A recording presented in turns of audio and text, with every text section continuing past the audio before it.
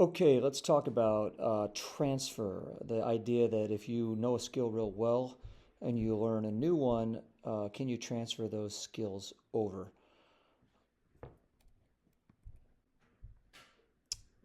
Specifically, we're going to look at walking with a cane versus walking with a walker. We're going to compare alpine skiing with water skiing. We're looking at mountain biking versus whitewater kayaking. And finally, kickball versus baseball. I think in the presentation I have them flipped around a little bit, but those are the ones we're going to talk about. So, is there transfer? Is there positive transfer, meaning the skills kind of cross over and will help you? Is there negative transfer, meaning the skills that you know before may trip you up and cause you to do things that you don't want to do learning the new skill and actually hold you back? Or are the skills so different that there really is really transfer is not really happening negatively or positively, which can happen in super divergent activities or tasks. We're going to look at the fundamental movement patterns. We're going to look at strategic and conceptual aspects, perceptual elements, and then temporal and spatial elements.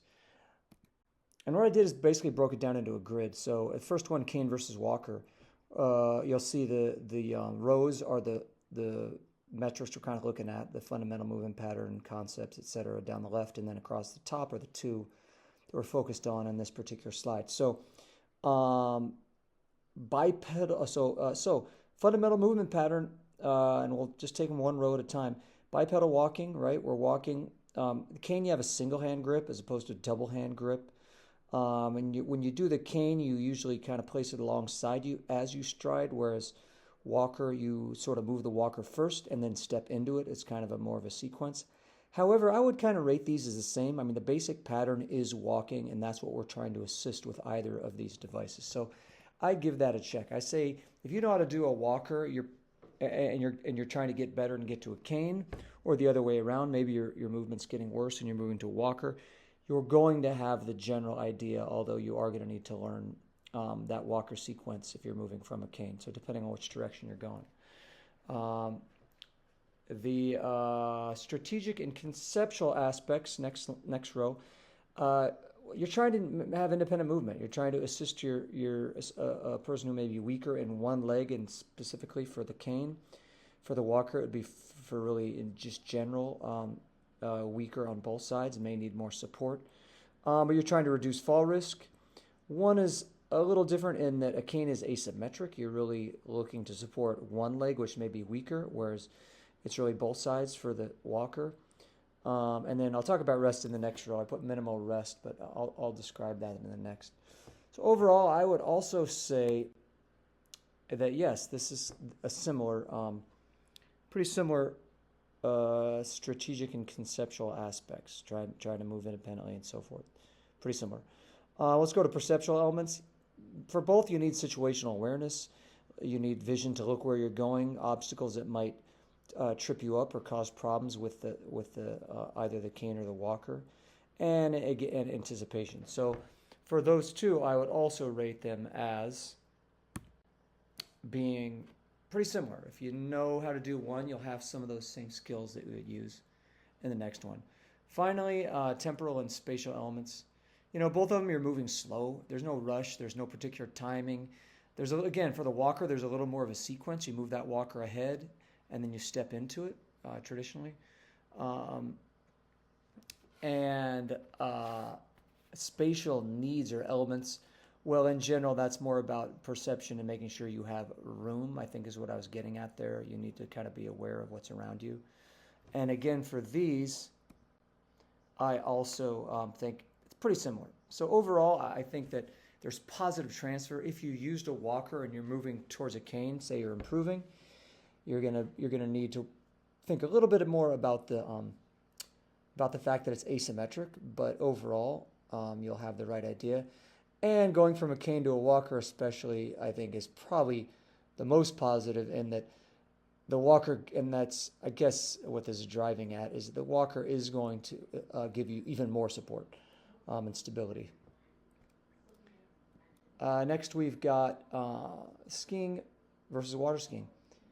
Fundamental movement pattern, well, both have an athletic stance, both are body tipped, but the weight is far forward in downhill skiing and alpine skiing. Water skiing, your weight is back. You're gravity powered when you're skiing, you're going down a slope, whereas water skiing, you're being pulled by a boat. Those are both very different feelings and where your center of gravity is for your body. Much more forward in skiing. If you try to hold a downhill skiing stance while water skiing, you're going to probably take a header. Vice versa, if you lean way back in skiing, you're in the back seat and you're on your tails. It's hard to turn, or you just might fall backwards. So for both these, they're really different. There's really no negative transfer here. Trying to do one or the other, like the other, is going to trip you up. Strategic and conceptual aspects. Yeah, you're making right-left turns in both. But then in skiing, you're navigating, again, steeps. You're navigating your turns to control the speed in steep terrain, whereas the speed is constant for the most part in a water skiing situation, and you're dealing with a horizontal surface. So again, you're not worried about using your turns to control speed.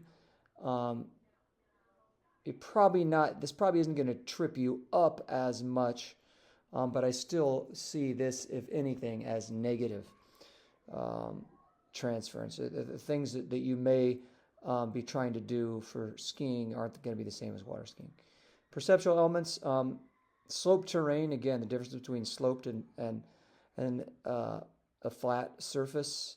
Hidden and blocked obstacles when you're skiing, whereas when you're water skiing, there's really no obstacles. Maybe there's some chop on the water or something. Really, there should be things in the water that you're trying to dodge, although they do slalom courses in water skiing as well. And then there's varying snow conditions in skiing, whereas the similar surface conditions in water skiing. For the most part, they're looking for pretty smooth water. So again, for this I write negative because you're not ready as a water skier going to skiing. You're not really ready for the three-dimensional aspect of bumps and jumps and your legs compressing up and down and having to absorb things that are coming at you. You're used to a more static terrain. So I listed this also as negative transfer. For temporal and spatial elements, again, the variety of terrain totally enormous for skiing, whereas water skiing, it's pretty predictable. You're going faster or slower, so you're needing to use harder edging or less hard edging when you're skiing, or getting more perpendicular to the slope to use your edges as opposed to pointing your skis down the hill. You don't have those intricacies in water skiing. It's pretty much a constant speed and turn shape. You kind of see big swinging turns. You don't see super quick turns when you're water skiing. So again, I view those also as different. If you jumped on water skis and really tried to make what we would call quick radius turns in skiing, it wouldn't work. So again, negative transfer really across the board here. Not a lot of similarities, despite the names being similar and the fact that you have skis on your feet and are moving. Next one, baseball versus kickball. Kickball, use an overhand throw for your throws around the field. So does baseball. You run the bases, but then we diverge quite a bit. Kickball, you're catching with two hands, whereas baseball, and obviously a much bigger ball.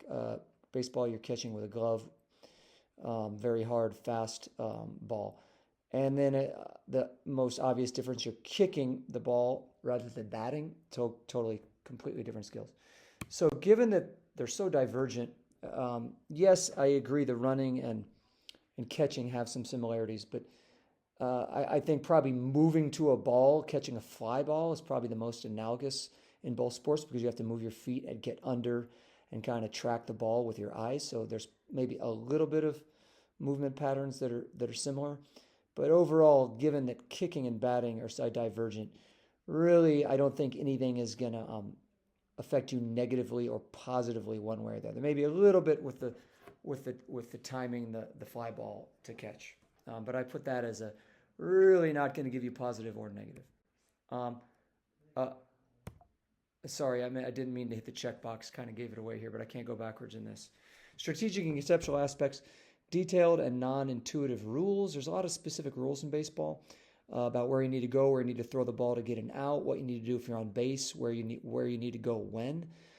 Pretty extensive, and they're really both the same in both sports. So what you know from baseball will help you in kickball because you will know those rules There's some simplified rules in kickball with regards to strike counts and balls and strikes. So that's a piece that you would not get from baseball moving to kickball.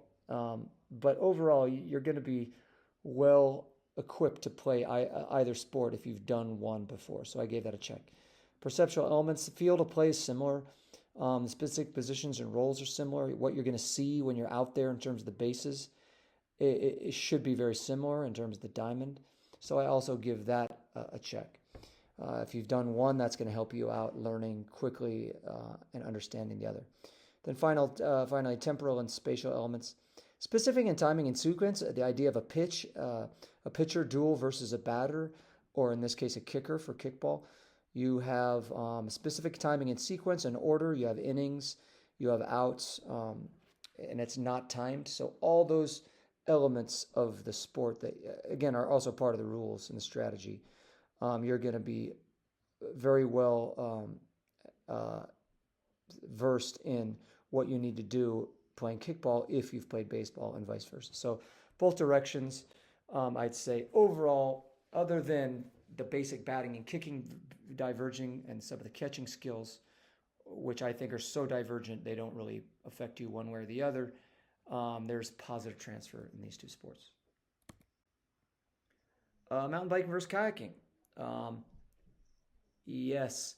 Cycling, fundamental movement paddling, cycling, leg push, steering, and braking in mountain biking, whereas kayaking is paddle motion, arm pivoting, and strength and balance. Really completely different motions.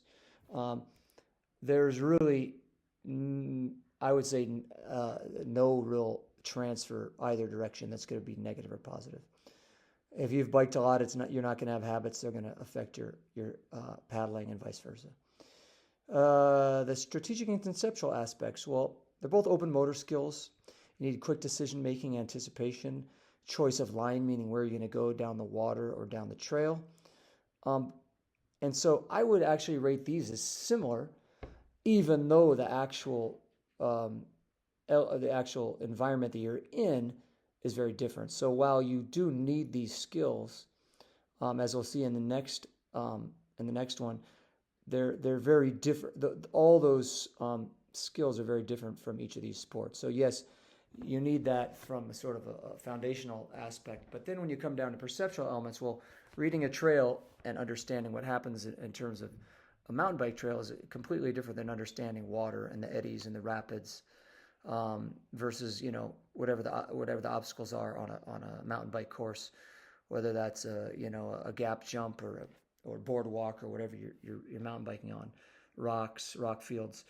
Though yes, for strategic, same sort of idea. You're navigating your way down a course and finding a way through obstacles, but the actual perceptual elements that you're using are completely different.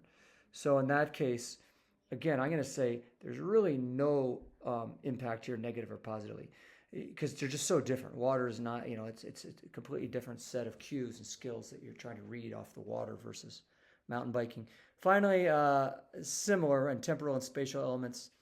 The terrain is specific. It's a trail versus water, and the cues and the visual things that you're looking at, the room that you have to maneuver, whether it's single track trail or a wide river, could vary greatly. So really, they're really totally different. And again, I'm going to say in this case, there's really no transfer one way or the other. Again, maybe there's a little similarity in the fact that I feel like it's the same kind of sport in the way that it's an adventure sport where you're seeking new terrain and trails and lines. But overall, having done one is not going to help you or hurt you from doing the other.